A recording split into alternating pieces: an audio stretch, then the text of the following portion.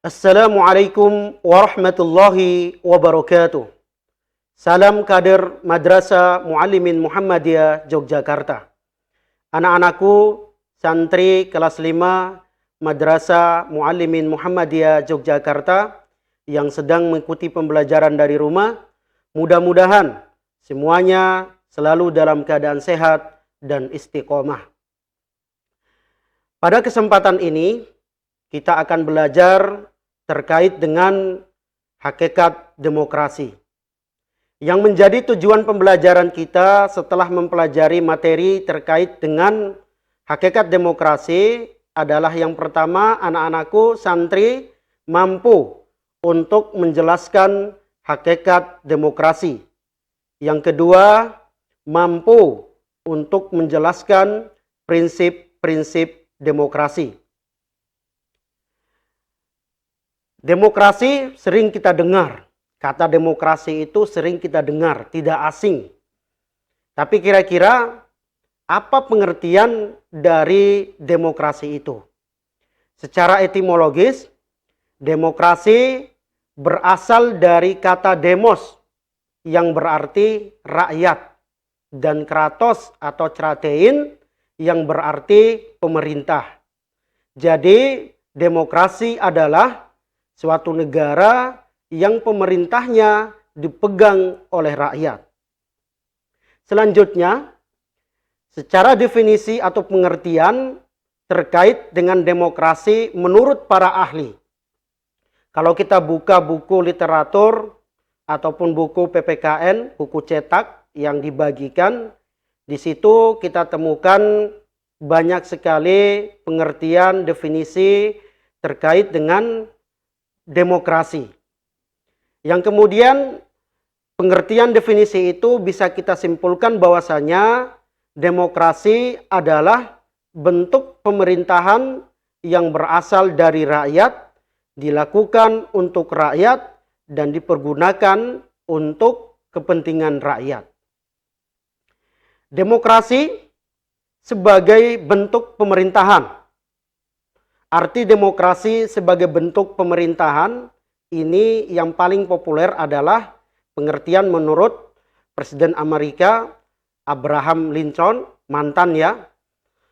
Ia berpendapat bahwasanya demokrasi sebagai bentuk pemerintahan artinya bahwa pemerintah itu dari rakyat, oleh rakyat, dan untuk rakyat. Pemerintah dari rakyat artinya bahwa pemerintah atau penyelenggara negara yang menyelenggarakan negara itu bisa duduk di kursi kekuasaan ataupun di suprastruktur politik itu karena mendapatkan mandat dari rakyat. Dan dengan mendapatkan mandat dari rakyat, seorang pemerintah bisa menjadi sah dalam menyelenggarakan negara atau bisa berstatus yang sah sebagai pemerintah.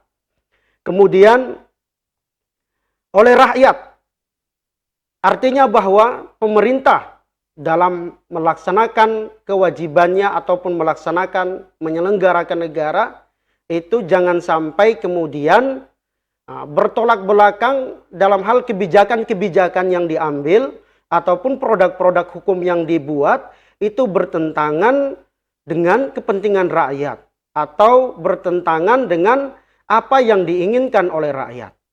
Yang terakhir adalah pemerintah itu untuk rakyat. Pemerintah bekerja untuk rakyat. Jadi sama seperti yang tadi saya jelaskan bahwasanya apapun yang menjadi kebijakan suprastruktur politik dalam hal pemerintah, terutama eksekutifnya, itu jangan sampai bertentangan dengan apa yang diinginkan oleh rakyat. Karena sejatinya pemerintah bekerja untuk rakyat. Kemudian demokrasi tidak hanya sebagai bentuk pemerintahan, tapi juga sebagai sistem politik. Dan juga demokrasi sebagai sikap hidup, gotong royong, musyawarah, dan lain sebagainya. Kemudian berikutnya prinsip-prinsip demokrasi. Apa saja prinsip-prinsip demokrasi itu? Yang pertama, pemerintah berdasarkan konstitusi. Artinya, pemerintah dalam menyelenggarakan negara itu harus berdasarkan konstitusi kita, yaitu Undang-Undang Dasar Negara Republik Indonesia tahun 1945. Yang kedua, pemilihan umum yang demokratis, yang secara praktis sudah tidak asing lagi ketika kita melihat ada pemilihan umum, baik itu di tingkat daerah, di tingkat provinsi, maupun di tingkat pusat. Kemudian pemerintahan lokal.